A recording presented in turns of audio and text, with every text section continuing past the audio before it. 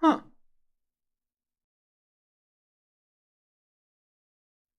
All right.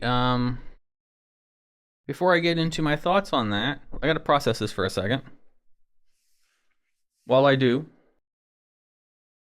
I want to say that during that episode, I injured myself. I had a bug fly in my face, and I went to swat it, and I slammed my hand on the lip of the desk, and my finger is starting to swell up because that's where I hit it right here. You can see like the spot where I hit it.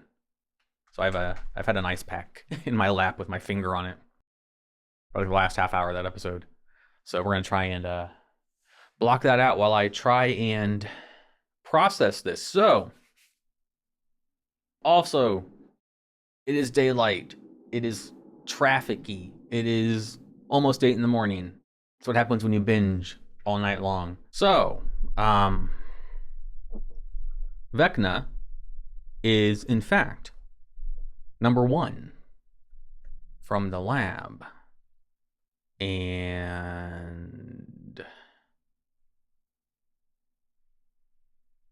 that is a lot to process. On one hand, from a narrative point of view, it's super convenient, bear with me now, that the exact monster that the Scooby-Doo gang is fighting is also the same monster that 11 created. On the other hand, I don't hate it. I think it's very intriguing that the child was the Victor Creel's child and was him the whole time. And did I not say, hold on, let me say, and I told you so real quick. I rarely get to do that. So please allow me to indulge myself. Did I not say? Then they just close the door and leave. But maybe the spiders were a clue. Maybe, like, they weren't, but they could have been. Explore it. Why were there spiders in the vent? That seems very specific of a thing to not explore. But that's not the right clue. So we need to just explore it. Humor me. Come on. Okay, I'm done. This is a lot to just like, wow. Is it convenient? Yes. Is it Vecna being number 1, and 11 creating him and essentially did she create the Upside Down? Or did he just happen to fall into it? I'm thinking it's the latter. I'm thinking the Mind Flayer's already been there, etc., etc., etc. But if he's number 1, he's that powerful. And Dustin described him as the Mind Flayer's 5-star general, which it doesn't seem that would be the case. Wouldn't he be like the most powerful thing there? But it makes his motive make sense. Why he's targeting people who are kind of broken. And especially targeting like teenagers who are going to be more vulnerable. Like from like a hormonal and, a maturation point of view. Not everybody, but in general, it makes sense. Like, I've wondered his motive. Like, I still think he's the amalgamation of all the things that I said. But this is one of those things where I literally just finished. Such has been the case for every single episode thus far. But this one, I'm going to have to think on. I need to think on this. And I'm going to save my overall thoughts. Like, I'm not going to do a part 1, part 2 overall. I'm going to save, I'm going to wait until part 2 comes out. Get my overall take on season 4 as a complete thing. You pretty much know where I stand as far as certain things. uh, yeah. So let's go to the notes and just talk about some stuff that happened in the episode. I'm still processing. Like, I was not, like, it's so super convenient, and it's so almost too clean of like a narrative parallel when the roads just now they're like, and everyone's on the same page now. There's still things I have problems with, yeah, but I was not expecting that turn and that turn of events. So yeah, let's go to the notes. After they rescued Steve and all that stuff, I thought to myself, what is he going to turn into? Like, it seems like he'd be infected, and he would change into something like a demigorgon. Maybe 11 would have to remove the stuff out of him, like the. Gotta say, when Robin was talking about rabies, I thought to myself, hey, the rabies question is fair. You're in the fucking upside down. You don't know what these things have. They could have upside down rabies, and we don't know what that looks like. Like, going to the doctor is a fair. It's a fair, logical conclusion to jump to. So yeah, Team Robin on that one. The poor guy's being tortured by the government, and he finally breaks. And that awful like heat box, like, I hate heat. I talked about summer, how summer sucks. Bugs. See? Bugs. This is what happens when you get fucking bugs. Tell me summer's off. This doesn't happen in the winter. Back to my notes. But I thought to myself, okay, even if you tell them what they want to know, they're still just going to kill you. It's a government. Come on, dude. Then Paul Reiser says, we're running out of time. Hawkins is running out of time. But why? Like, do they know the existence of Vecna? Since they obviously have on tape what really happened. But do they know he's alive in the Upside Down? Do they... If this threat's been around since 1959... Also, why now? Again, that's what... There's a lot of answers I want. There's still 2 episodes to go, so I'm not like being... like complaining. I'm wondering, there's certain like things in the story, in the plot, that are question marks. Maybe they'll be answered. If they're not after episode 9, then we'll have this discussion again. But right now, I'm kind of like, why? Like, what do they know that they're not telling us? Because obviously that is like, could be like Schrodinger's plot. The answer is both there and not there at the same time. That took me about like 10 takes to say because my stupid speech impediment. I did my best. It does seem convenient that the big bad that just decided to wake up almost 30 years later for reasons is the same thing that the town is being plagued by. It's the same thing that El created. It's just all the... But I don't hate it. I'm not complaining. I'm just kind of like trying to process it and mentally do these gymnastics. But there's 2 episodes to go, so there's more explaining to be done. But right now I'm just kind of like, okay. It took a turn I was not expecting. So, I'm waiting for like this big, like the finale with 11 and Dr. Brenner where she's like, to him. Because number 1 wasn't completely wrong. Like, I'm not saying what he did was right. I'm just saying like some of his motivation is gray area. Like there's no, not everything is good and evil. There's a gray area. Even now, like whatever Vecna's doing, whatever number 1 is doing, is it revenge based? Yeah, I would assume so. I would assume he's trying to come back in some way. But to bring it back to what I want a moment where Dr. Brenner is like, 11, no, 11, please, no, I'm sorry, I blah, blah, blah, blah, it's Mom, Papa. She goes, my name is Jane. And I want that moment. Hope we get it.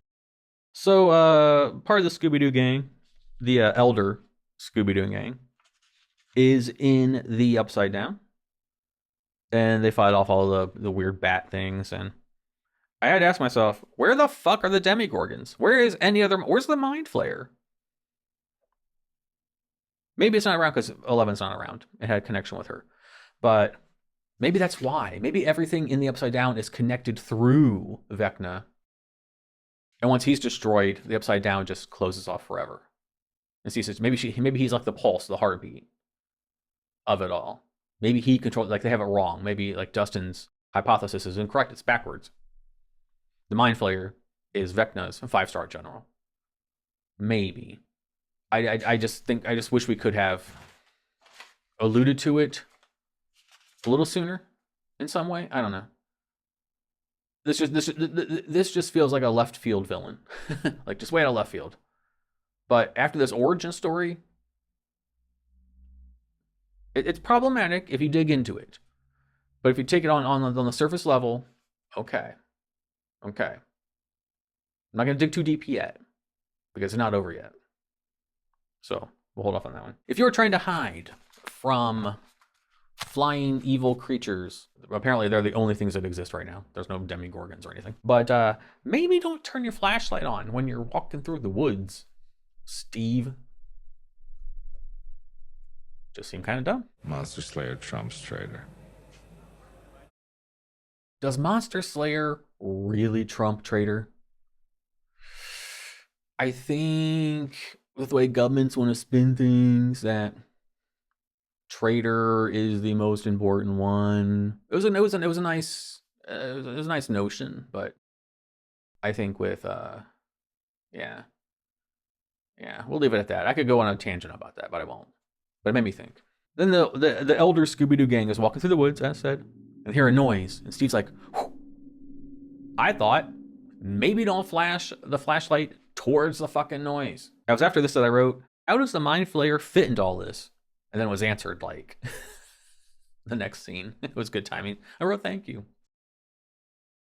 We find out they're in the past. They're in the past in the Upside Down 3 years ago when Will was first taken and the rift opened.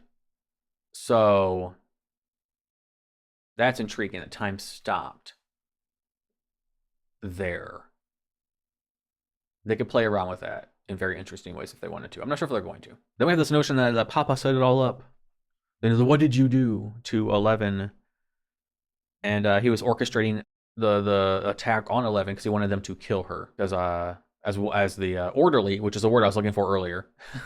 I said attendant. I was looking for orderly. Did not begin with an A. As the orderly said, he just wants control. I thought the coolest scene overall was the elder Scooby-Doo gang communicating with the younger Scooby-Doo gang from the Upside Down to reality. I thought that was really cool with like the light and Morse code and the light bright and all that. I may have hypothetically had a light bright until my mom in one of her, I don't know what she was on, but in one of her rages, stomped the shit out of it. You would not believe how many toys I'd stomped by her Godzilla tantrums. But I had a light bright for a little bit growing up. Yeah. I thought they were going somewhere when they go back to the scene where Dr. Brenner is talking to the kid who has a magic 8-ball and takes him out of the room before all the stuff happens. And I wrote, why did he take that particular kid out of the room? I thought that was going somewhere, that he was going to be important somehow. But it didn't really turn out to be. Then the orderly's trying to help 11 escape. And she says, you helped me, I help you, because he has a thing in his neck that we thought was a tracker, but it was obviously like a diffuser. If she hadn't offered to help, though, makes you think, doesn't it? Obviously, this played out exactly how it's supposed to, because it was a tape like of what happened. And then in the absolute definition of far-fetched and ridiculous and absurd, we see Joyce and Hopper and Murray and all that. We see Joyce and Hopper reunited after the Demigorgon battle that they have somehow. If it's explained later in July, fine. But right now, we don't have all the answers, so I have nothing but questions. So I wrote, that's sweet, because it was far-fetched, but sweet. And then I wrote, yep, he's number one. Nice twist. And then the realization, she didn't help him. Well, she did, but she didn't like help him the way she thought she did. She freed him. And the idea that she's so powerful, she can overtake someone that was so scary to Dr. Brenner. He put that inhibitor in him.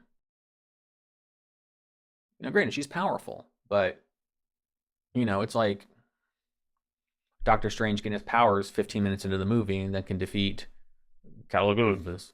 And so yeah, just saying, it's fine. It is. I'm not like bitching about it. I thought when the Elder Scooby-Doo gang was climbing up back into reality, I thought that Vecna was going to close the rift on the last person. It was going to be Steve.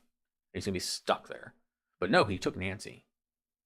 And is punishing her for what happened to Barb. But it's at the same time showing her his origin story. While at the same time, we find out like dual origin stories from, the reality-based origin story to the upside-down-based origin story, which I think is probably some of the strongest storytelling and visual storytelling, rather, that we've had in the season so far. I think it's one of the reasons I don't hate it. Because it should bother me. It should. But I think they did such a good job of layering both and then bouncing back and forth between them that we got this fractured origin story that pieced together nicely as it went. Again, it is, if you think too hard about it, it will fall apart. But at the same time, it was just structured so well that I said I couldn't hate it. And then can I just say that the gentleman who plays the orderly, they cast him very well. Because I said, like, once he turned, I said they cast him as looking evil very, very well. Like, he had very striking features. And, it kind of caught your eye in the beginning. But for the turn, it made sense. Because he had that sneer. He almost has this, like, Willem Dafoe quality about him with his sneer and just the evil eyes. Like, he was facially, like, as far as expressions and everything, he was cast perfectly. And then Nancy enters the dream world. I was like, they went full Nightmare on Elm Street now. Full Nightmare on Elm Street. Which is fine. At least they're not hiding it. So, they're aware. At first, I wrote, he's Creel's kid. Because I was like, oh, this is so fucking convenient. But let's wait and see. See, the spiders in the jar were important. And then number one's giving a speech about time and people. Wake up, eat, work, sleep, reproduce, and die. That entire speech was aces. It's 100% true. It's how I feel. Sometimes I feel like I'm wearing the glasses from They Live, and I just see the world like for what it is, and everyone else is just like these like automaton robots consuming and obeying and doing what they're told. His speech is dead on with a lot of my own philosophies. Humans are a unique type of pest, multiplying and poisoning our world, all while enforcing a structure of their own, a deeply unnatural structure in a silly, terrible play day after day. For me, he's gray area. I don't think you should, murder people, but especially, innocent, children and whatnot. But his speech in and of itself, in the capsule, I kind of identify with and I agree with. Now, if I had the powers, I don't think I wouldn't do that. But kind of see where he's coming from. As he says, I could restore balance to a broken world. A predator. But for good. Both Justin and myself have said many times in Doctor Who's and whatnot that the difference between hero and villain is perspective. His perspective is of the hero. He's doing good. He wants to do good. I find that fascinating. I always find it fascinating when the villain thinks they're the hero. Just like I find it fascinating when the hero is actually the villain. It's very like, I was gonna give an example, but it'd be a massive spoiler. So, and then we find out that of course he's Creel's kid, and everything that was happening he was creating. He says that their parents pretended to be these noble people, but he says, I showed them who they really were. I showed them a mirror. He detests people who are fake, who are frauds. And I don't think it's fair to place that judgment on, you know, young people who are still, you know, if you were in a car accident or if your brother died or if your friend died. Now, Nancy's is a little, if we think back, he's kind of got a point there. But I don't think that, you know, Fred should have been held responsible for that, I don't think. And, you know, Chrissy, I don't know. But yes, he underestimated his own power, passed out, went into a coma. His dad was. Now, this whole, like, my father was framed for it and sent to prison just like I planned. Did you plan that? I thought you were going to levitate him and, you know, it follows him. I don't know. I think that's probably the weakest part of his, like, villain origin story speech. Then he goes on this notion where he's talking to 11. He says, work with me and we can reshape the world. That sounds an awful lot like the jailer from Warcraft Shadowlands. And I wrote, Blizzard, take note. This is how you do it. Am I 100% behind this character? No. But this kind of villain in the Warcraft universe with that same motivation would have been aces. Because this lends itself to that fantasy, you can do anything. I like that. And this is also fantasy and it's science fiction, obviously.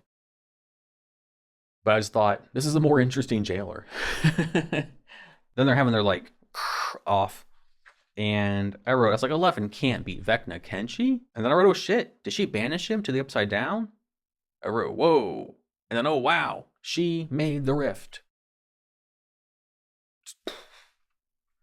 So yeah, as said, this is going to take some time for me to process. I will say, I'm simultaneously, at the reveal, like just how convenient it is. On the other hand, I am intrigued to see where it goes. I have a lot of problems with this season, a lot, and I'm probably in the minority. But I'm still trying to go into it with an open mind. Even the stuff I don't like, I'm just dealing with it. Like, I'm not gonna. It's, you know, Justin's favorite saying, it is what it is, which is not his favorite saying. He hates that. But yeah, so we're gonna go ahead and call this now because it is super late. And I need to get ready for bed, and yeah, we'll see what happens in 4 weeks when part 2 comes out, which will be in a few seconds for you, but for me, it'll be a month from now.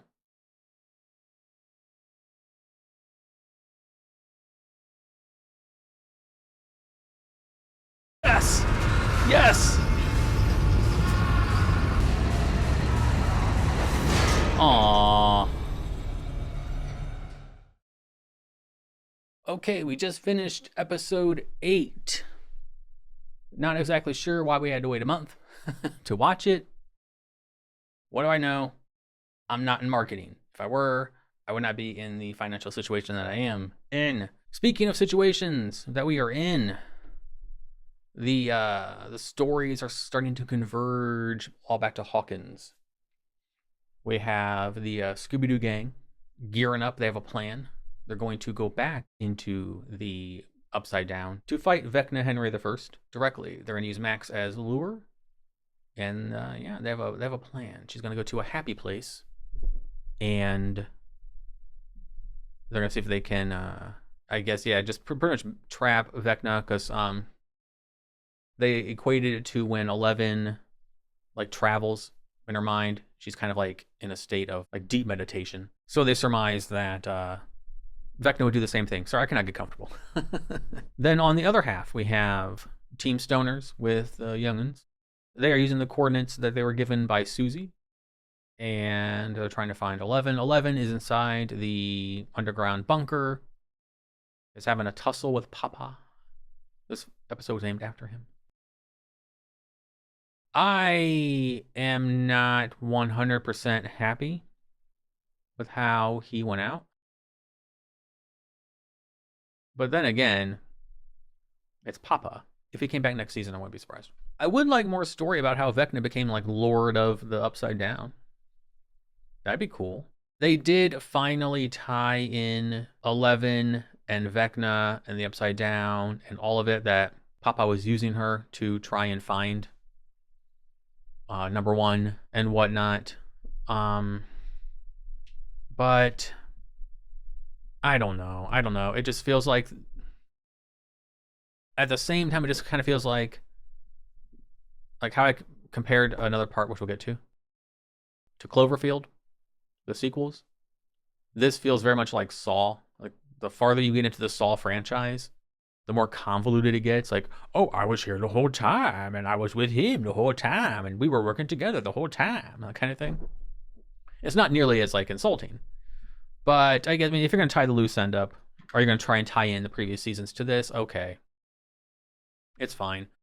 I just think that the showdown really should have been between 11 and Papa, and we were going towards that. But then the bad government shows up. Well, bad government, I mean. And they storm the castle, and yeah, I don't know. Speaking of Cloverfield, 10 Stranger Things Lane happens. Why? What more can I say about the Hopper storyline? It's stupid. It's dumb. It's so fucking stupid. I stand by this. I do. I know some people like it. I've read reviews and comments. Some people like it, and that's fine. You're allowed to. Just like when I talk about Doctor Who and stuff. A lot of people disagree with me most of the time. But we're still cool about it. Like, we can still have a conversation, and there's something... There's something to be said for like a rich conversation and disagreement. Because you can disagree civilly. Maybe they're seeing it through a lens that you haven't. So you might not agree with them, but a different perspective is cool. So if you don't agree with me on this, totally cool. The more we go on with it, the more it just didn't matter. It doesn't mean anything. This freaking slave labor camp was also mad scientist place. And they would trap demigorgons somehow. It's dumb. It's really, really stupid. And like I said before, and I still stand by this, it just feels like they tack this on like 10 Cloverfield Lane just to give all the actors something to do.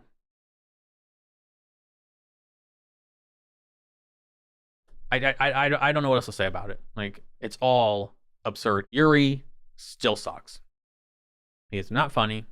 He is annoying. I know he's supposed to be annoying, but he's not annoying in like the funny way. He's annoying in the like, can you stop? Like, every time we go from the Scooby-Doo gang, you know, and the 11 stuff, every time we go from that to anything with Hopper and Joyce and Murray and Yuri, whenever we go from this to that, it just kills the flow of the episode for me. Like, it's just like, okay, we're back here now. Because it's not going to go anywhere. It's not going to mean it. This doesn't mean anything. Attacking on this stupid bullshit with the slave labor camp just happened to have a portal to the Upside Down that they could somehow contain.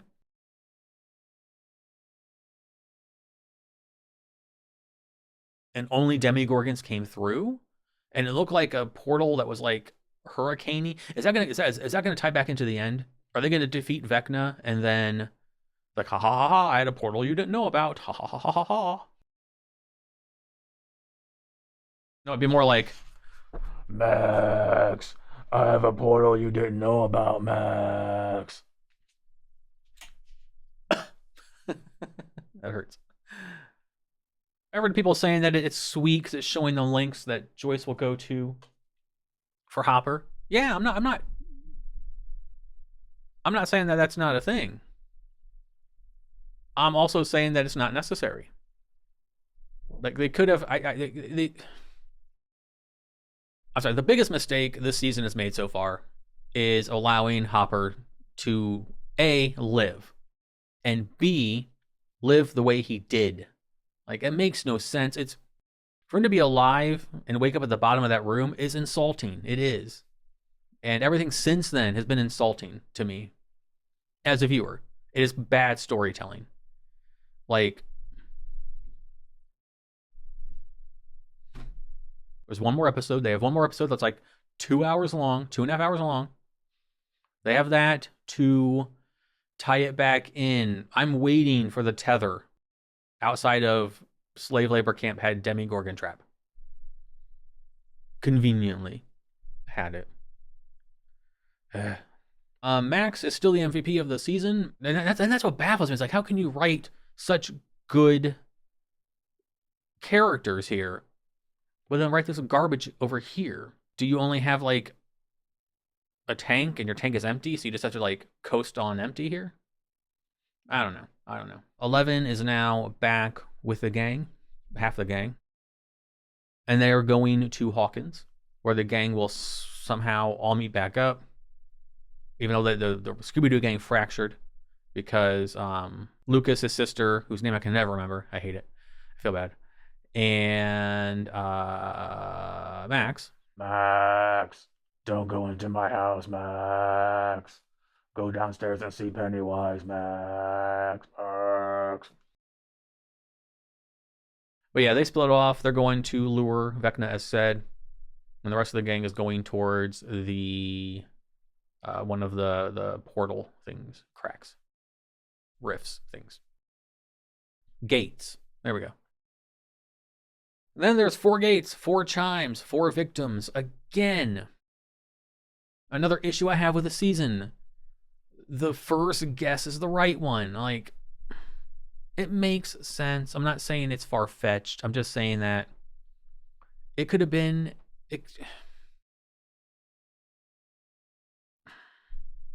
Does anybody see what I'm saying? Like, it's just too convenient.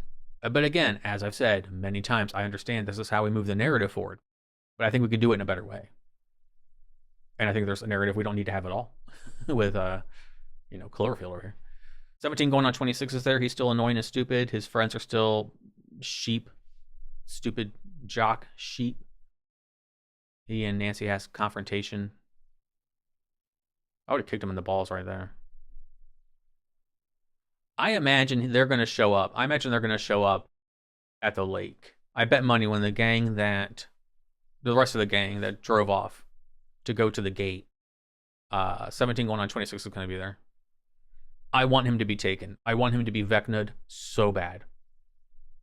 There's other guy. I want stupid military guy to be Vecna'd so bad. And poor Paul Reiser, he's just stuck.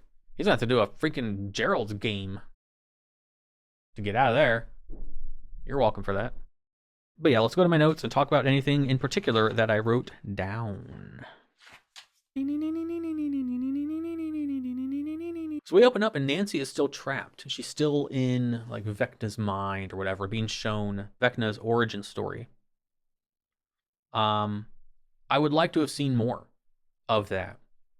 Vecna being taken from little kid number 1, who had just murdered, his mom and sister and completely just destroyed his dad mentally. To go from that to orderly number 1, I wouldn't mind seeing a spinoff, like just one season, just one. Just showing how number 1, Henry, became number 1 and how he got to be subdued and what happened. Like I would love to see like more behind the scenes. You could even have it being like, I'm assuming Vecna's gonna be defeated by 11 and the gang in the last one. And then will she lose her powers forever doing this? I don't know. That's speculation. But it'd be cool if, like, in his dying moments, that's what the season would be. Like, the season of Vecna. From his, journey to being number 1. Then from number 1 to the Upside Down. Show his point of view of everything that's happened. He's been asleep for, like, 30 years. Show it. Not all 30 years, obviously. But, like, show the journey. And how he became, like, the Lord of Upside Down. I still think you could cut out all this stupid Hopper and Joyce bullshit. Hopper's dead. Keep him dead. Keep Joyce there. Have her go on the road trip with the Stoner gang. And it would make for a more fun dynamic. She's a responsible adult. With her son and his friend who are potheads. And then you have like Will and Mike, who are just as annoyed with it as she is. I think it would have been more fun that way if Joyce is along for that ride. But you cut that entire plot out. And then you give more time to Vecna. Flesh out. I think I would like him more as a villain. I got to know him more as a villain. Because we've had like 4 seasons now to get to know 11 as the hero. But they keep throwing these like villains on top of us, and the first few have been fine. It's either been the government or something from the upside down. Here we are now, season 4. It's the government and something from the upside down. I just think that if you want to sell your villain as being interesting and dynamic, you have to make them interesting and dynamic. And Vecna is not. Vecna just feels like the monster synopsis, just this copy and paste of all these cool things that the Duffer Brothers like, put into one monster, one villain, one creature, entity, person, thing. I don't know. And then when Nancy is trapped, they're trying to find music. They're like, what are you even looking for? Madonna, Blondie, Bowie, Beatles, music! We need music! This is music! it was like that. It was. Like that's another one of those things that growing up in the 80s was like that. Like I remember growing up and Metallica was... like heavy metal music was not respected. It was liked. I'm not saying it didn't have an audience. It obviously did. But it wasn't respected. And it wasn't until I was older and I went back and listened to it. I was more of a Black Sabbath Metallica guy. But growing up, I wasn't allowed to listen to it. And it was always like my uncle and his friends and all that who listened to it in their truck and would drive around and that kind of thing. And if you wore the Metallica t-shirt in school, you were the outcast. Kind of like Eddie. So, except, you didn't have as much confidence and charisma as Eddie did. So you were picked on. Much like in the early 90s, being a skater was bad. You were picked on for that. And I saw people get picked on. I saw skateboards being broken by people like 17 going on 26. The point is, I have a point to this. The point is, the irony of it all is going back when I was a little older and then really listening to Metallica. Listening to And Justice for All, listening to Ride the Lightning, listening to like the 80s stuff, and appreciating the composition of the music. Like for anyone to say that that's not music, sit down, put these headphones on and listen. Tell me that these like 10-minute long opuses are not some of the most awesome compositions that you've ever heard. Yeah, it's not a symphony. It's talent. It's talent. Call of Cthulhu. Listen to that fucking song and tell me that's not... Metallica's music, y'all. 80s Metallica is music. It was good music. That was like... I have yet to hear metal that is that profound. It might sound dorky, but it was. And it still is. It's so good. And it clicked with me one day, and I just heard it in a whole new way. And the fact that I once thought this, I was brainwashed into thinking it was, it was just noise. That is such an insult. So to all the Metallica fans in the 80s who had to endure that, I'm sorry. You were ahead of your time. And it must have been maddening to know that this was some amazing shit that was being made. It wasn't just like 4 chords with some drums in the background. Metallica were doing something completely fucking different. And I'm on a Metallica tangent. I should probably get back to the episode. They were good. Their 80s stuff is phenomenal. Go back and listen to it. It is amazing. Favorite album? Ride the Lightning. Let's go. And then the scene where Nancy is tied to the chair in Vecna's dream state. And she's being wrapped up by the tentacle things. I was like, this is so Freddy Krueger. This is so Nightmare on Elm Street. 1000%. But then Vecna does this like thing with his Resident Evil hand and says, "Tell Eleven everything you see. Tell her." I can't go deep because I have a sore throat. Phrasing. So I apologize. I can't go like growly. That hurts. And then fucking Vecna just gives away his whole plot. We had the villain exposition. We'll see. We'll see if Nancy has a chance to actually tell her or not. I just thought giving away the plan was kind of dumb. Just don't tell anyone. They won't jump to the right conclusion about the 4 chimes and the 4 victims and the 4 gates and all of that, because she wouldn't have known. Like that was dumb. That's such. I hate that kind of right. I hate the villain exposition. Give the plan away, then once they give the plan away, you know how to fight them. Thing. It's lazy. I'm sorry, it is. I thought it was very, very dumb. And yeah, again, I get it moves the plot along. Just because it does what it's meant to do doesn't mean it's the right way to do it. Then we find out that stupid slave labor camp isn't just a slave labor camp. It's a mad scientist lab. They have one Demogorgon strapped down, but then they have a bunch in like tubes. Does no one see how that's kind of...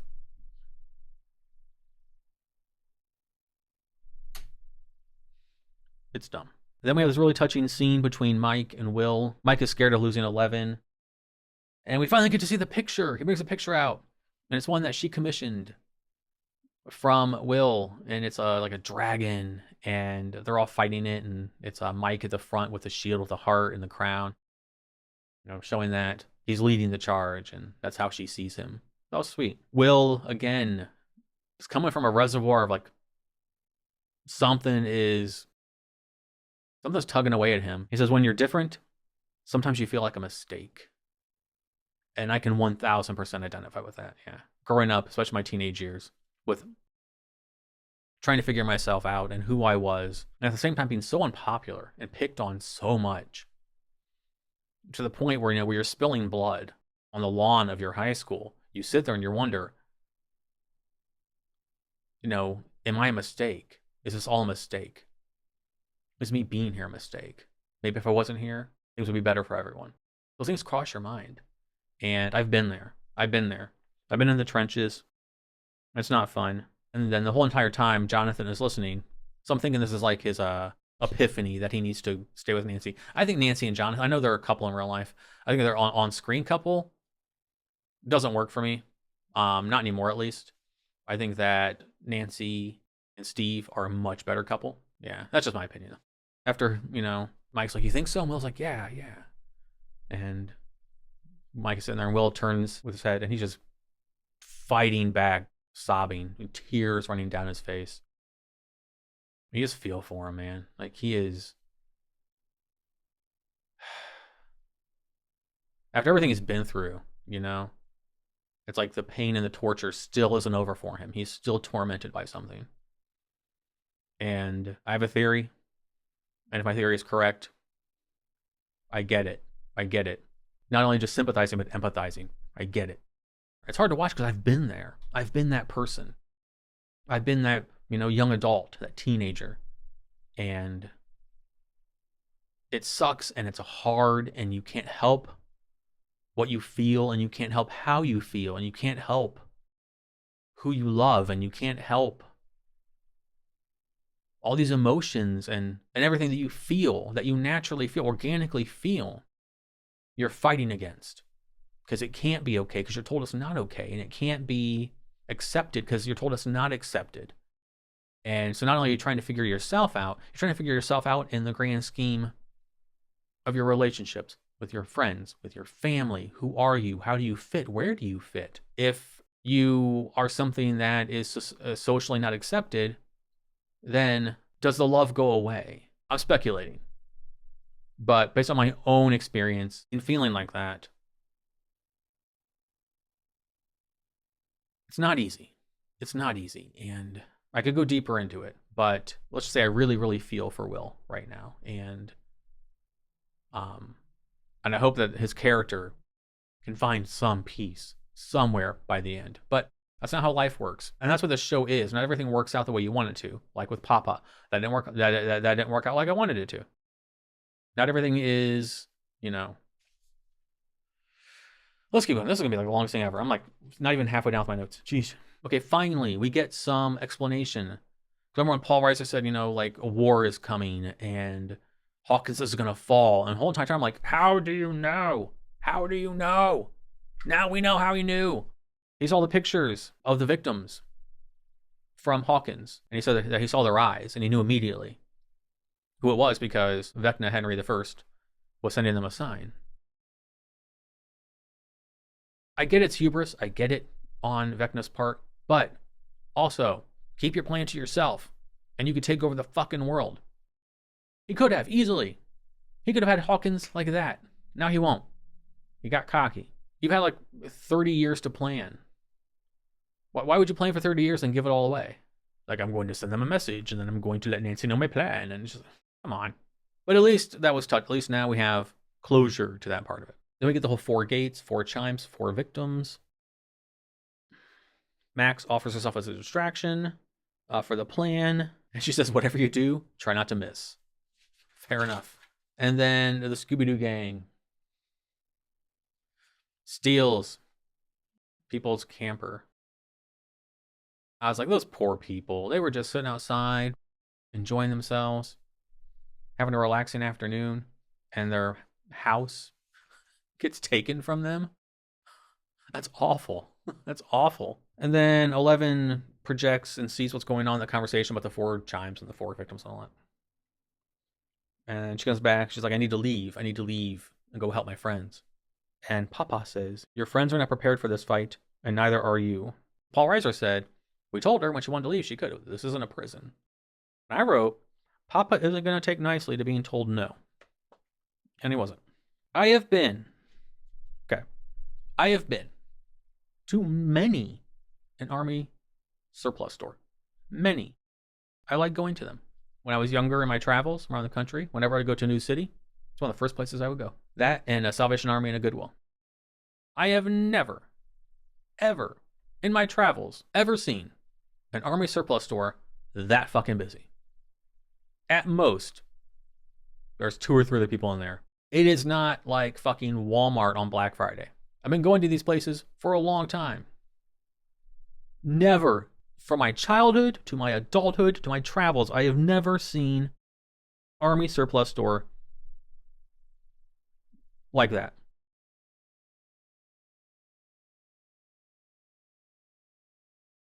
And then poor Robin, she sees the lady she fancies with a guy. And yeah. And then the lady she likes looked kind of like yeah. There's a lot in Robin's story that,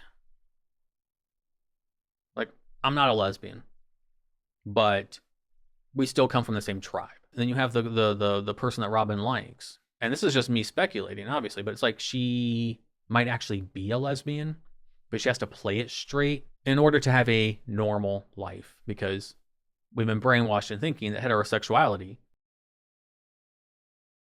it's not. It's one of many normals. But I see life as a gay person like this. On a multi-lane highway that runs all kinds of ways, being screamed at that it's only a one-way street. It's not. And it never has been. If you think it has been, well, that's you turning a blind eye. Or people who wanted to drive on that highway, not even getting on it. If you know, you know. If you've been there, you've been. This is a spoiler for future stuff. I watched Umbrella Academy. That hopefully will be coming in the future. And just seeing a certain character's struggle and story arc was the strongest part for me of that season. There's something to be said for empathy. But I did write poor Robin, like, you know, but also, and I also thought poor, you know, lady she likes. Imagine that you are a lesbian and you have to play it straight. You don't want to be with a guy. Like, but then, yeah, 17 going on 26 confronts Nancy. They have a very intense discussion. I said, I hope he gets Vecna'd. Hope he gets Vecna'd. I really do. Then Argyle finally did something useful. He found the tire tracks going towards the facility. He was really starting to annoy me. Nina could be a little woman. Shut up, dude. Just shut up. Seriously, shut up. And then we see the evil military on the way. Then after that, Papa traps her in that room. Says, you know, I know you could blow this door right off the bolts or whatever the hell it's attached with. But, you know, hear me out. She's like, I want to leave. And he says, when I decide you are ready, we will return together, Papa and daughter. I was just like, Give it up for Matthew Modine. Doing a good job at being this manipulative, gaslighting douchebag who believes he's doing the right thing. Like, good writing for the character. I will not overlook that. Like, I don't like his character. It's because I'm not supposed to, because he's written so well. It's not like the 10th Doctor, who I don't like his character because he's written like awful. And then I said he starts gaslighting her. and, trying to trick her into thinking he's, he only has her best interest at heart, and, everything he's doing is for a greater cause, and, you're hurting me and all that bullshit. And then she says, for a while, I thought I was the monster, but no, you are the monster. And I was like, yes. And she says, if you try and stop me, I will kill you. I was like, hell yeah. And then he drugs her with the evil military coming. And he says, you will soon see the truth, 11. Makes you wonder, if the evil military hadn't come, what did he have planned? Because he said to her, you just learn how to walk. Then you need to learn how to run, so then you can learn how to fly. I wonder, how much better was he going to make her? Or was it just more gaslighting and bullshit and manipulation to get her to stay? But it felt like he had a plan for her. She wakes up after being drugged and she has a collar on. But she almost got him. I was there for it. I was there for it. Like, the one reaction you're going to get from me for these. This is the moment that I wanted and didn't get. Then we have military versus military. Evil versus good. Put that label on whatever side you, or none of them. I don't know. And I wrote, poor Paul Reiser. That dude's just trapped there. But he has an escape. I mentioned it before. And then Papa is carrying 11 out of the bunker and gets this annoyingly valiant sequence where the gunner in the helicopter is shooting at him, finally hits him in the chest, finally drops 11. And I wrote, this is not how I wanted him to go out. It's not. Damn it. And then 11, rah! And even with a collar on, crashes the helicopter. That's pretty cool. And I wrote, like a boss. Like a boss. But even though Papa did not go out the way I wanted him to, and it was much too noble for his character, I do like that he died without satisfaction or resolution. Because he says to 11, please tell me, everything I did for you and I had your best interest at heart, the same song and dance he's been doing. Please tell me you understand. Please. And she doesn't. She just drops his hand and walks away. I like that. I like that part. At least we got that. It ends, as I said, with the Scooby-Doo gang splitting up. And we're on to the last episode. The last episode that's Marvel movie length. No complaints, though. My hopes for the last one. I don't know. I'm so not invested in Vecna. And I'm here for the characters. So I'm hoping that... I don't know what I want. I want Joyce and Hopper to go away.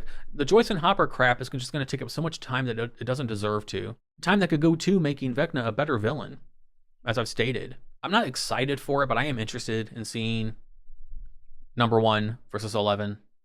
A power battle.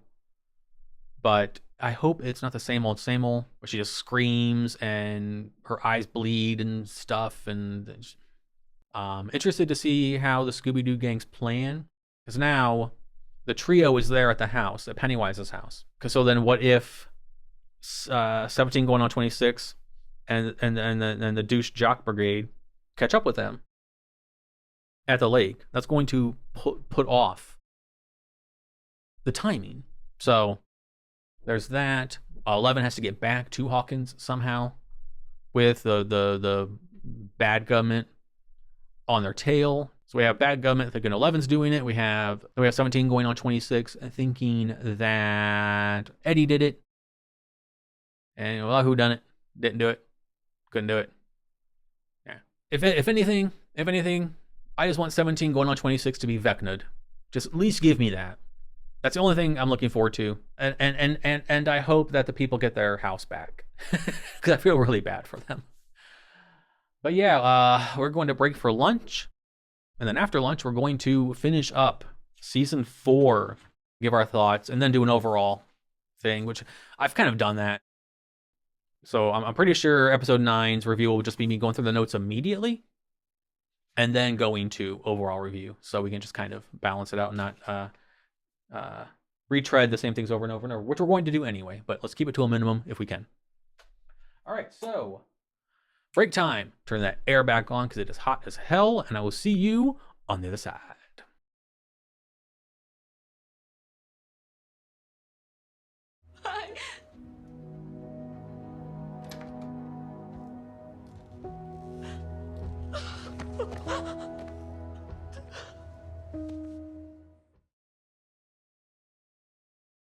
Stupid onions.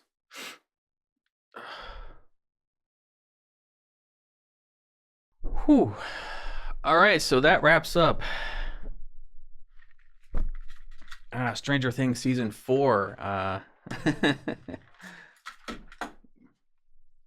little verklempt at the end there. That was sweet.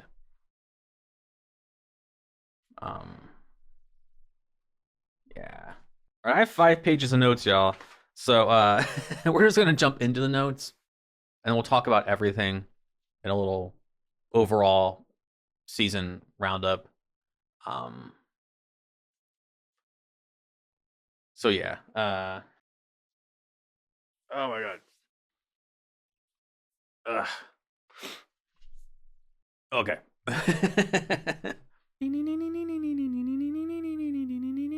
So we open up with Hopper and Joyce and Murray and Yuri, and I wrote, we're opening with this?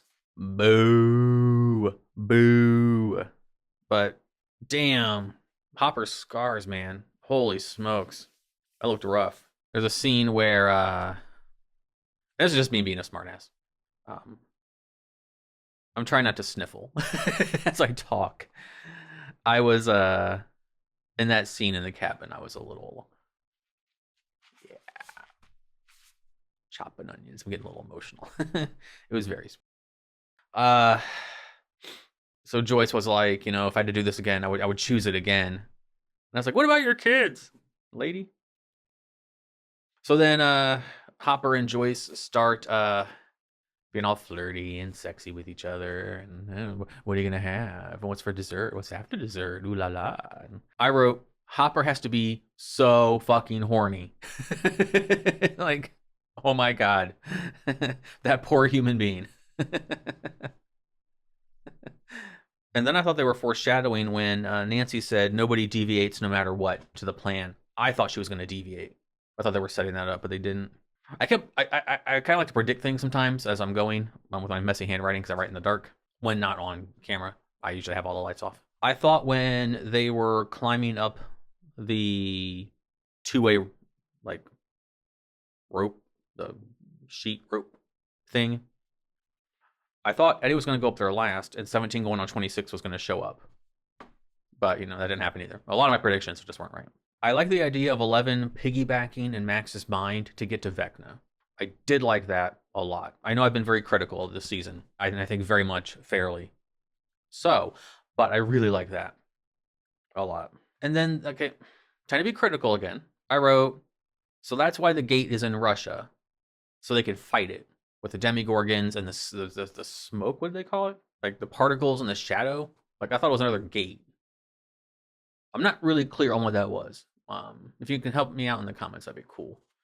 I think that was just so weird. Like we're gonna fight this to buy our kids some time. How? It didn't seem to do anything other than to give Joyce and Hopper and Murray something to do, which was what the entire thing felt like. Just there could have been a better way. There could have been a better way. We'll keep going though. I like that everyone was remotely working together. So we had the Scooby-Doo gang split into 2 parts. One was in the Upside Down. One was in Pennywise's house. Then we had the other group in the pizza place with 11 trying to do that. And then we had the nonsense side of things helping. I will apologize. I don't apologize for my opinion, but I imagine if you really liked the Hopper storyline, watching these videos has been a nightmare. So I'm sorry, but they make the salt tub. I really, really liked Steve's crawl forward speech. He said he crawled backwards and, you know, then eventually like went down the stairs, landed on his head. So he had confidence, but not the smarts. I thought it was a really good speech. And him and Nancy were reconnecting. As I've said, I think they're a much better couple in the story than her and Jonathan. And it was at this point I was like, can we just get the 17 going on 26 part over with? Because I knew it was coming. Then the weakest part of the show decides they're going to break back into prison. Because, yeah, another wrong prediction. But I thought it'd been cool if it had happened. So I'm gonna say it. Max and Lucas are being quiet inside the house to not draw attention to themselves from Vecna. And I thought for sure that 17 going on 26 was gonna storm in the house, making a ton of noise, drawing in Vecna, and Vecna was gonna attack him. That's what I wanted. I didn't get that. It's fine.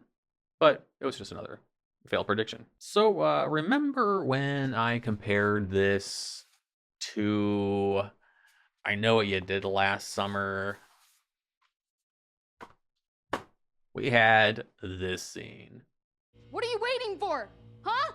And I had the biggest smile on my face. I felt so vindicated and so just like, this has to be on purpose. I think me doing Monster Synopsis is just me picking up on all the things that they were not subtle about and putting them together. I'm not saying like some like smart guy. It's not that hard to figure. They did it like very overtly. The nods they give, like when they mention Freddy Krueger and they do this.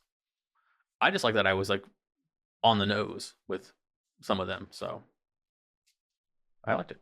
Then there's a scene where Mike and 11 and Argyle are talking, and Will's watching them all have fun and laugh, and looks really, really sad. And like, you just want to give Will a hug. Like, he just needs a hug, like from anybody. Like, somebody give Will a hug, please. Oh my God. But he did finally get one. He did, because Will and Jonathan had a really nice heart-to-heart.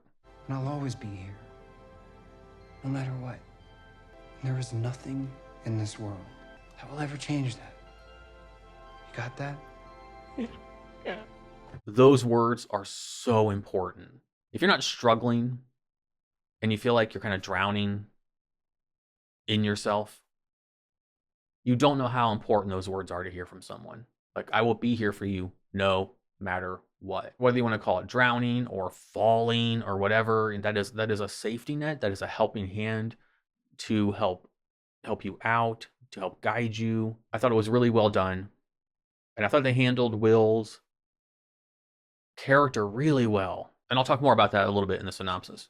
But for all the issues I've said it before, all the issues I have, when they do the good things, they do the good things really well. And that was a good thing. It was well acted. It's been well acted. I would like to have heard that when I was 16, 17 years old. And I felt like I was drowning in myself for my own reasons. So that scene just was really touching to me. And just the relief on Will's face when he heard it, I can identify with that. And just one tether is so important, especially one that you know you can trust. And I really, really like that scene a lot. So, Pineapple on Pizza. It's not out yet, but Umbrella Academy Season 3, Episode 10. When I get to it, I'm going to do an outtake, a snippet, where I go on a little tangent about pineapple on pizza. So, this is in reverse order, but hopefully I can remember to come back to this and put a link to the video in the card up above. But yes, I touch on that. So definitely keep an eye out for that in the future. And then Max confesses about Billy. You know, she thought about him dying in a car crash or something bad happening to him, trying to bait Vecna in. And it works because Vecna starts using Lucas as a conduit. So last episode, I don't know how much I left in or I'm going to leave in because I haven't edited it yet because I just watched it. But I kind of went on a little tangent-y thing. It's what I do. I'm sorry. I don't mean, it's not like on purpose. It just happens. About Metallica and how they are, from a composition standpoint, musically, so underrated by so many people, especially in the 80s. Oh my God. Even I didn't appreciate them until later on in my life when I was allowed to listen to them. But Eddie playing along with Master of Puppets to draw in the bats was so fucking cool. So it was a really cool moment. And as a huge fan of 80s Metallica, I was just really, really, really pleased. It'll be fun when I watch this with Justin in the future, where we do reactions. And reacting to this is going to be a holy crap 2.5 hour episode. How am I going to do a full reaction for Patreon? Oh my God. Holy crap. And I'm sorry, But the stupid Hopper subplot keeps ruining the flow of the show. This episode was Marvel movie length. And every single time it came on, I would write, and it's ruined again. The flow of the show is just ruined. It comes to a screeching halt. And we have to pause, get through all this crap, then go back to the interesting stuff. And we got to what I wanted later, but it proved that if we had done this sooner and more, it would have been infinitely more interesting than what we got with Hopper and Joyce and Murray and Yuri. I stand by that. I absolutely stand by that. So they get back to the prison, and all the demigorgons are let loose, and the particles and shadow thing, and the I was wrong line. Then we cut back to Pennywise's house, and Max is in her dance memory now, her happy place, and 11 is trying to get there. Like, she's in an early memory when she was skateboarding, but then 11 sees a table from the dance up there and goes up to it, and et cetera, et cetera. But then finally, 17 going on 26 shows up. And then just when that's getting good, Hopper time. Blah. Ruin the flow.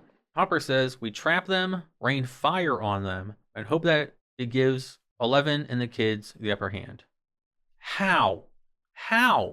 I'm sorry, this whole entire subplot feels half-baked. It feels, it's freaking 10 Cloverfield Lane. It is. I'm sorry, it is. But I did appreciate the nicknames, the Grill Master, the Jailer, and the bait. And then the vines start attacking Nancy and Robin and Steve, and it's like getting really intense. Hopper part, again, ruins the flow. Dustin and Eddie are climbing back through the sheet rope. Eddie cuts it and goes off to be the hero. For once, he's not going to run away. It's kind of a good thing he did, though, with the end, maybe? I don't know. And then Max is being tormented by Vecna in her mind. He starts turning it into more upside down looking. But then 11 shows up and kapoof. Vecna. I wrote, oh yeah. She like kabooms him through the bleachers. And I was thinking, you need to go in there and double tap that. Because. And then Eddie is leading the. I'm riding the bike like Eddie was. He's running away from the bats. And it's just like, oh my god. Hopper part. Ruin the flow. Again. If I was going to nitpick, the bats were flying around Eddie in a circle a lot. On why they didn't swarm him. Obviously, it wasn't time yet. I get that. But realistically, then again, we're in the upside down. I'm talking about realism. Let's move on. 11 and Vecna and Max are all in Vecna's part of the upside down. Like the house. In pieces. He traps 11 and he's going to do his Resident Evil hand, and 11 says, Papa is dead. And I know what he did to you, what he did to us, and trying to appeal to Henry. And she says, Papa was a monster. Vecna says, but he was no monster. He was just a man. Mediocre man. That is why he sought greatness in others. I like that. And then I said a little earlier, we got what I wanted. Finally, some fucking Vecna backstory. Finally. And what brief bit we got was good. He created the Mind Flayer. Holy shit. The Demigorgons were already there. So. But she sent him to an alternate dimension. And I like that. I wish we had more of it. I think that you could have made Vecna a way stronger villain if you had. Being a dead horse, I know. Just wait till the synopsis. And then everyone's in peril.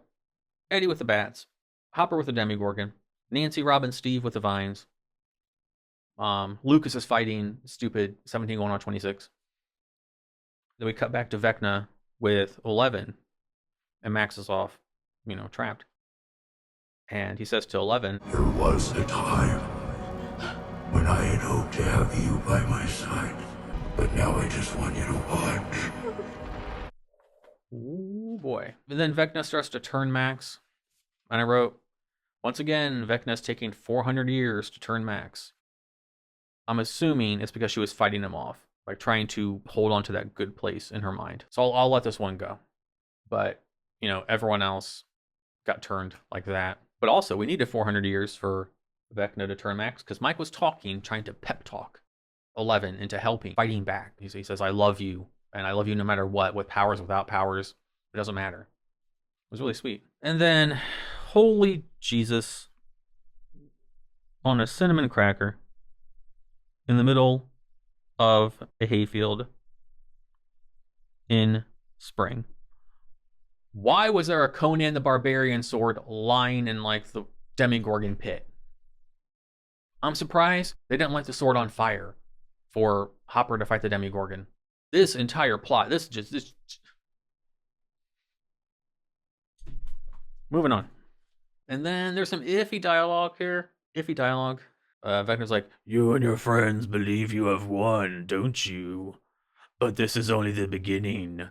The beginning of the end. Like, oh,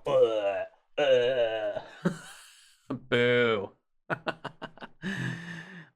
You have already lost.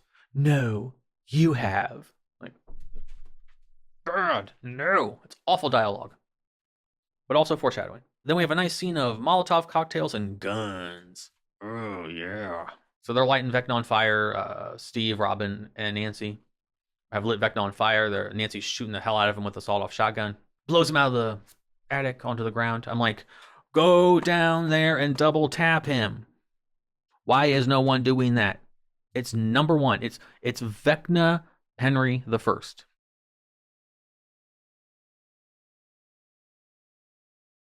What do I know?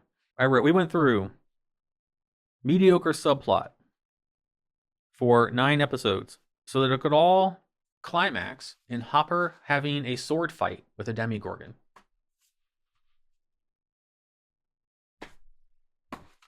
And then Dustin goes back into the Upside Down to try and find Eddie. He injures his leg when he goes back in because there's no, mattress on the ground to fall on. And in a very sad moment, Eddie dies in Dustin's arms. But he died the hero, and he didn't run. He said, "This is my year." That was really sad. And then I really like this moment where Max seems to be stuck in both places at the same time because she can communicate with Lucas, but her eyes are still white.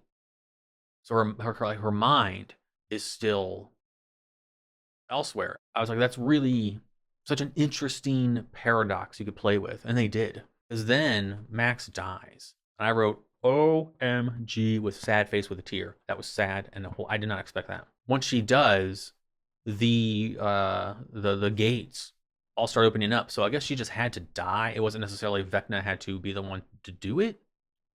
I thought he did. I thought he had to do his Resident Evil hand on her and on them in general to absorb like their essence or power or vitality or whatever. I don't know. But no, I guess you just had to die. At least partially in the Upside Down realm. Since you seem to be stuck in between both worlds.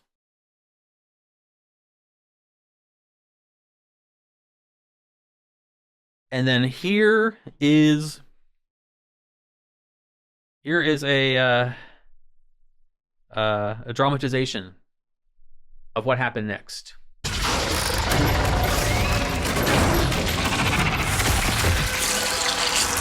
Yes.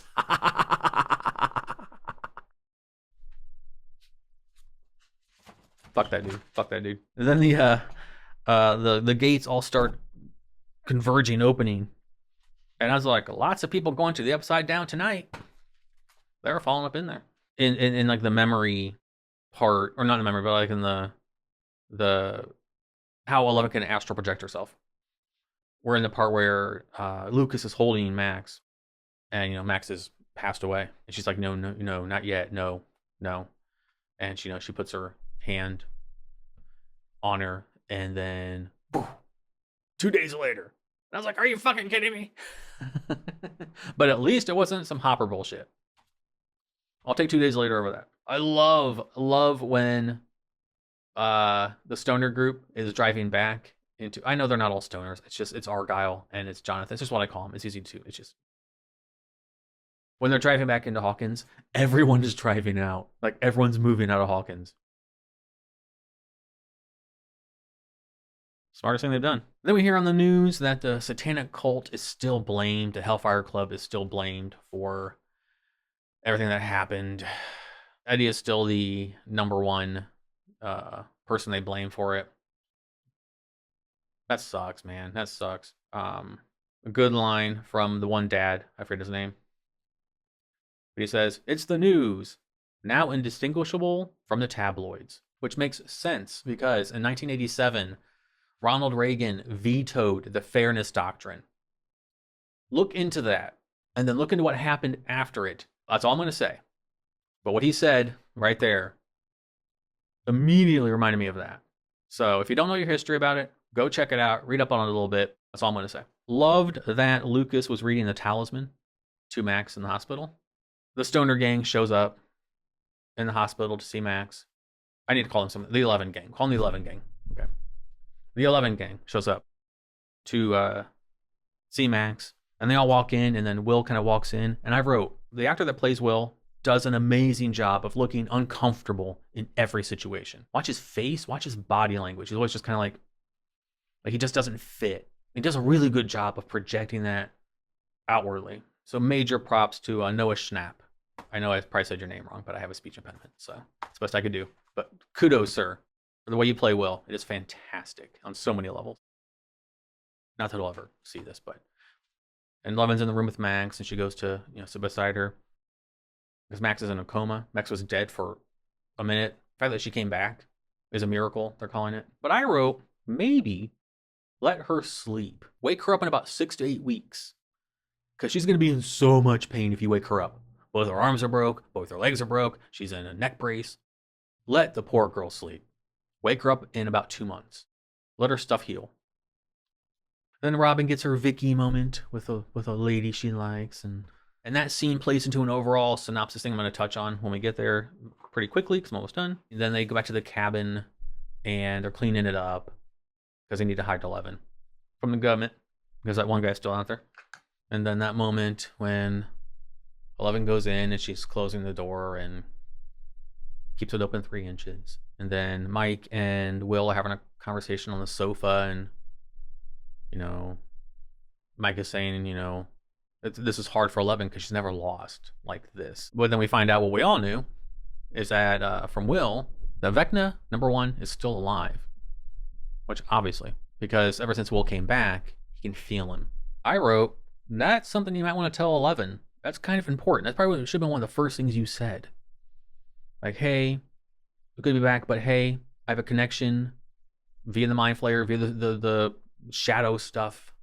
I have a connection with Vecna, with the Upside Down. This is just me armchair writing. Like, I would have brought it up. It's very important. Like, that's very, very important. Like, this is 4 seasons now. You've been fighting this damn stuff. So then 11 is in the room and you hear car doors and the door opens and it's Hopper. And that was so fucking moving that I cried. That was a really good scene. It was a really good scene. Do I still think he should have died? Yes. Do I think that if you're going to keep him alive, there was a better way to do it? Abso-fucking-lutely. I still say you run, like, remember how all of us theorized he went through the crack before the explosion? You should have done that. Should have done that. And let that be the motivation for 11 and everyone to save him, like, or something. I don't know. Like, just do something different. What they did was so, anyway. But it was very sweet and very touching. So, but then it starts snowing. Those little particles start raining down, and the goosebumps are on the back of Will's neck. And the score here was aces. It was like an orchestra of the Stranger Things theme. 4 times to say that. And it was just so good, so good. And then there's like part of the area is decaying, is dying. And you look back towards what I assume is Hawkins proper, and there's just like a plume of smoke and all the things, and yeah. So the Upside Down is bleeding into reality, and Vecna, Henry I, is not far behind. And those are all from my notes. All right, so overall thoughts. Some of it I don't need to say, obviously. The biggest negative is the Hopper storyline. It was 10 Cloverfield Lane. That's what it was. And just everything about it felt just hollow and empty and just very try hard in trying to connect it to Stranger Things. Trying to connect that to the lore of Stranger Things was what was 10 Cloverfield Lane.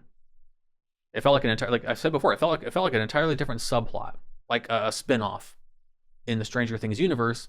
That instead of doing their own season for it, they just included it into season 4 and then kind of like very haphazardly duct taped some stuff onto it that was Stranger Things, like with Demogorgons and the lab, and that was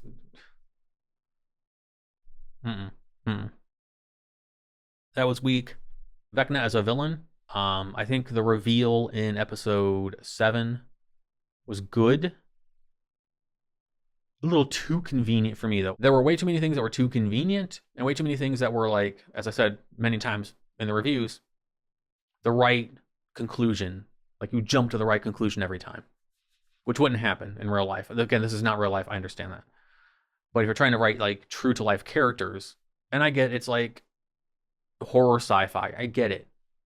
But if you want to, like, make them grounded enough, then not every decision should be bingo the right one every single time. I think Vecna is one of the biggest missed opportunities in the franchise on a whole, out of all 4 seasons. I think if Vecna was portrayed properly and built up properly and given backstory properly and given enough time to explore the lore that he had to offer, I think he could have been one hell of an antagonist. And he wasn't. He just felt like this hodgepodge of all the things from Monster Synopsis. I get if they were paying homage to all these things that they liked, and some of it was very on the nose, from Freddy Krueger to, what are you waiting for, huh? Like, you know, okay. Just, I think Vecna could have been done so much better. And I wish he was. Because he had potential. A lot of potential. The dude is like the Lord King of the Upside Down. That should be a big deal. He created the Mind Flayer. Everything that happened to Will was because of him. Well, also 11, because 11 opened the gate, as he said, and, you know, et cetera, et cetera. But his motivation made sense. I just wish it didn't feel so ham-fisted and, I don't know, kind of lazy. I'm sorry. It did, I felt like the Hopper stuff was just, like, zero effort with, like, stuff just pasted on just to give the actors something to do, as I've said. But the Vecna stuff, I felt like they're like, well, I like this thing and this thing and this thing and this thing. So I like Jeepers Creepers and It Follows and Resident Evil and Freddy Krueger and Carrie and The Ring and, you know, It. Let's just make a monster that's all these things. Okay, cool. But make it feel organic and make it feel important.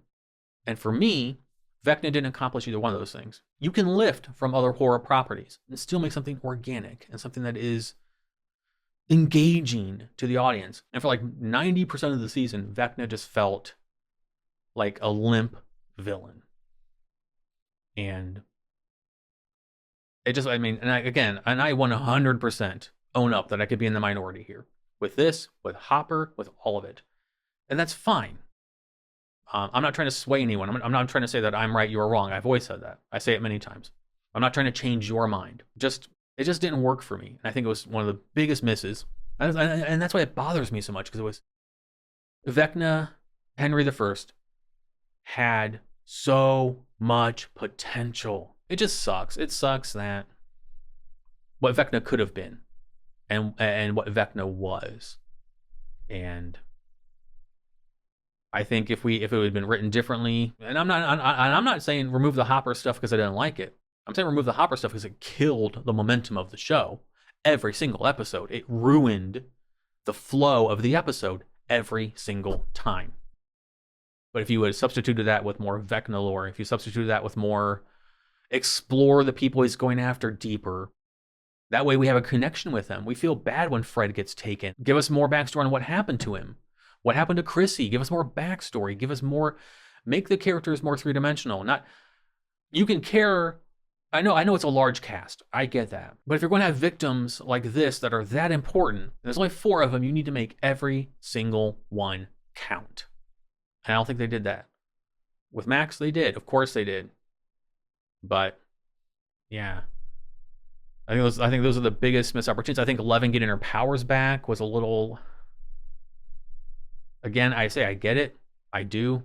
But I wasn't vibing with it. I didn't hate it. I didn't dislike it as much as I disliked the Hopper stuff. And I didn't dislike it as much as I think the wasted potential of Vecna was there. Overall. I worded that really weird. I apologize. And then it just ended up being like force pushing. Like... Let's go to the positives. Some positives. The MVP is Max.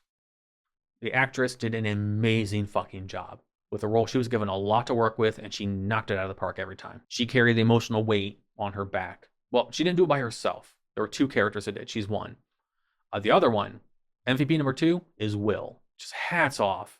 Again, I said hats off to Sadie and to Noah for the way they brought so much emotional resonance to their characters. Now, clearly I can identify with Will's more, so it kind of resonated with me more. But Sadie just really...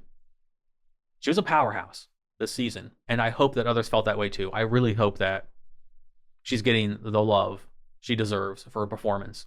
Because I've said, I've had a problem with the actress in the past for being the same character over and over in everything I've seen her in. She showed that she's more than just like angry tomboy kind of bully girl, you know? And I like that.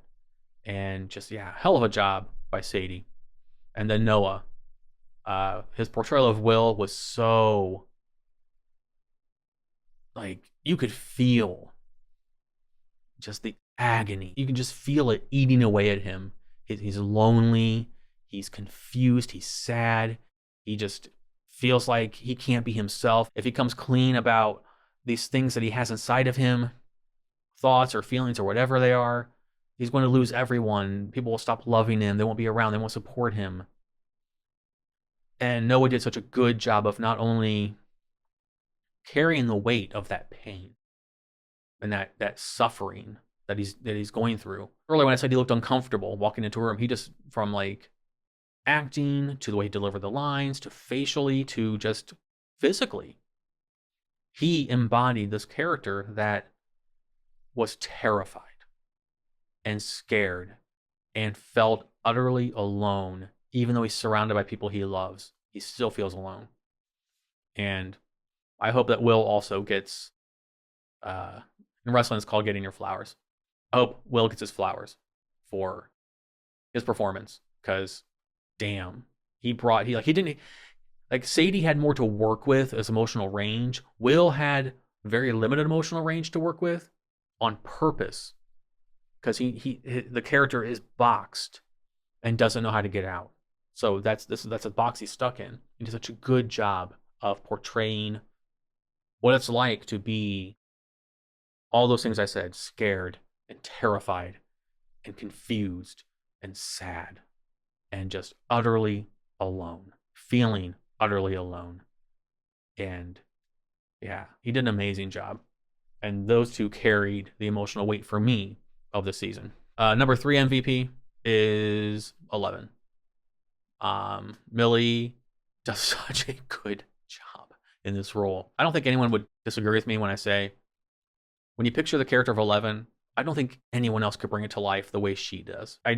What else can you say? Like, she just plays this powerful but weak character in a way that just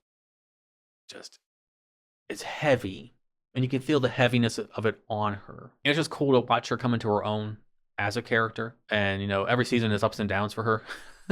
But to see her having lost her powers and then get them back, even though I don't like how it happened. It's been really cool to see all of them, actually, but I think of her first. But it's been cool to see all of them mature into these roles. Because when we first saw them, they were like little people. They were just, now they're growing up into like young adults. Makes you feel old. Makes you feel old. I appreciate that we subverted expectations in the season. Like Max didn't just wake up. Good. She's in a coma, you know, that makes sense. Part of her mind, she was in 2 worlds at once. You should not just be able to bring her back. So you brought her like this part of herself back, but her mind is still stuck. So I'm guaranteeing you, well, I can't guarantee it, but I'm betting that in season 5, her mind is still in the Upside Down. She's in a coma, but that's where she is. So if we don't see Max the Vecna hunter, I'll be surprised. And then I like how things weren't resolved. Like there wasn't happy endings to everything. And I like that. Like Robin didn't get the girl. Robin had her moment with Vicky, but she didn't get the girl in the end. I'm not saying I like it because she didn't. I'm saying I like it because that's how real life works. Especially if you're gay and you don't know if the person you like is. I know from experience all too fucking well what that's like. Where they were like laughing and joking when they're making the peanut butter sandwiches. Robin's having a good time, but she's going to go home and just